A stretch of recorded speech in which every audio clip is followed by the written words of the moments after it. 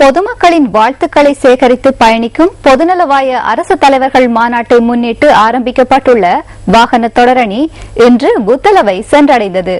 ஊடகத்துறை அமைச்சு, தேசிய இளைஞர் சேவைகள் மன்றம் என்பவற்றுடன் இணைந்து MTV MBC ஊடக வலையமைப்பு இந்த வாகன தொடரணியை ஏற்பாடு செய்துள்ளது. பருத்தித்துறையில் இருந்து ஆரம்பித்த இந்த வாகன தொடரணி கிராமங்கள் மற்றும் பல நகரங்களை கடந்து வந்துள்ளது.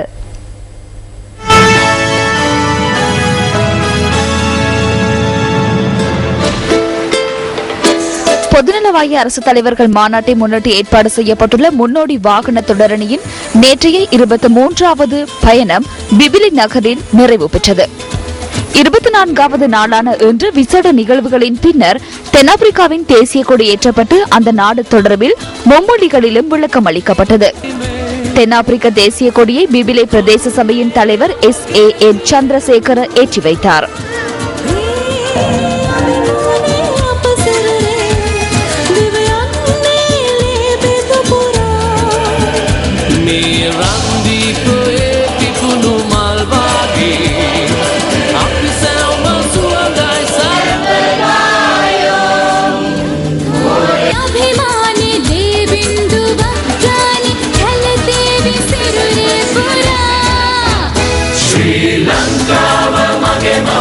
பின்னர் மக்களின் அமோக வரவேற்புக்கு மத்தியில் பொதுநலவாய அரசு தலைவர்கள் மாநாட்டை முன்னிட்ட வாகன தொடரணி புத்தள நோக்கி தனது பயணத்தை ஆரம்பித்தது.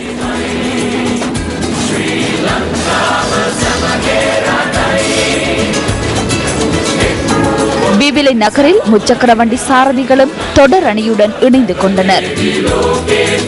பிபிலை நகரை கடந்து மெதகம ஊடாக முனராகலியை அண்மித்த போது பாடசாலை மாணவர்களினால் வாகன தொடரணிக்கு வரவேற்பு அளிக்கப்பட்டது.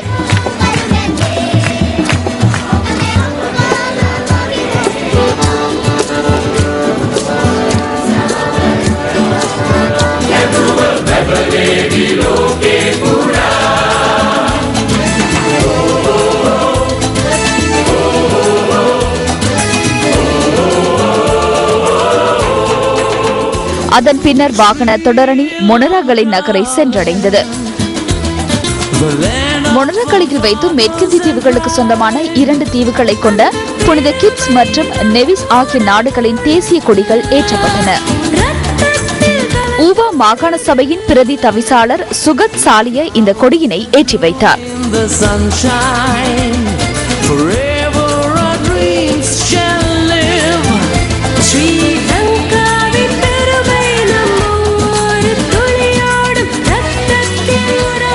ஊவா மாகாண சபையின் முதலமைச்சரும் வாகன தொடரணியில் கலந்து கொண்டிருந்தார்.